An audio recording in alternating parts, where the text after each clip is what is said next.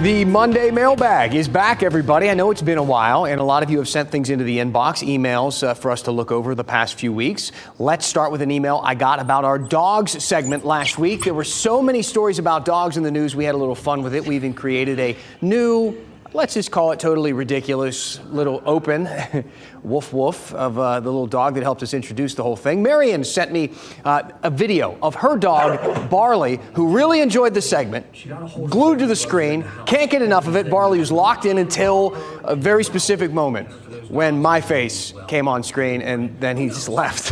What's the deal, Barley? Was it my suit?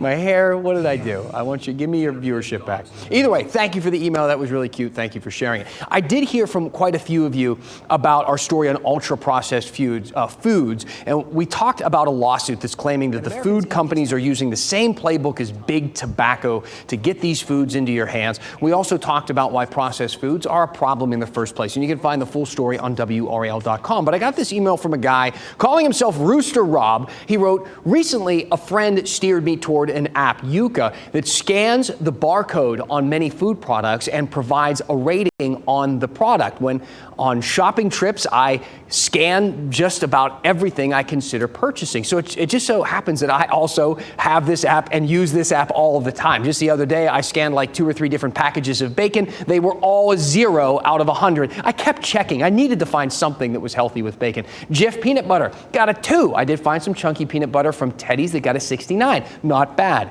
I could not find a barbecue sauce that gets over a 60. The only one that I could find was an Eastern North Carolina barbecue sauce at 51. So say what you will about barbecue sauce, which one is better, but apparently the vinegar-based stuff here in the Carolinas is just better for you. The Yuka app is super popular. It has over 70 million users, in part because it's free. And in another part, because it's super easy to use and honestly pretty fun to use when you're at the grocery store. You open the app, you scan barcodes of the food on your phone, and the app then gives the food a grade from 0 to 100, from bad to excellent. If you scan something with a low grade, it will make some recommendations for something similar with a good grade. And here's how that works. The company says 2/3 of the grade is based off something called the Nutri-Score. It's a nutrition label used in 7 European countries looking at sugar, sodium, fat, calories, protein, fiber, as well as fruit and vegetable content. The International Agency for Research of Cancer supports this method.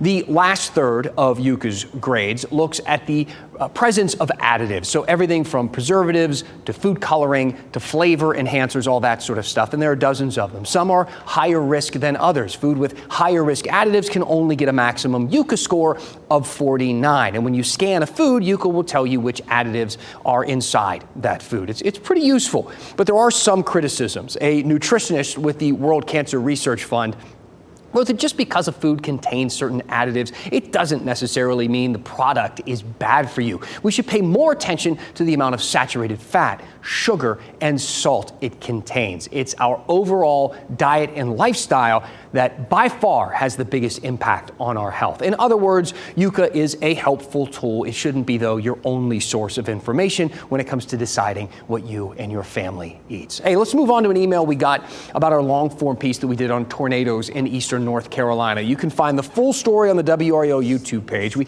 heard from tons of people, though, still recovering from these storms, how warmer temperatures, we talked about how they are partially to blame for this increase in the severity of these storms, and why this ultimately means home insurance rates will likely keep going up for everyone because of all of it. Another big part of that story, though, we don't have enough information, frankly, to know if those tornadoes are just bad luck or part of a larger trend or what. We have seen hyper-local outbreaks before in various areas, and a viewer named Charles has an interesting theory. He wrote, "Since the mid-90s, I've taken an interest in weather. I drove into the 2011 tornado, and that is true, he did. Charles sent me these pictures that he took during the storm in April of 2011 in North Raleigh. It was one of 30 tornadoes that touched down statewide in a single day, which was a North Carolina record, and those pictures are terrifying. So here's his theory.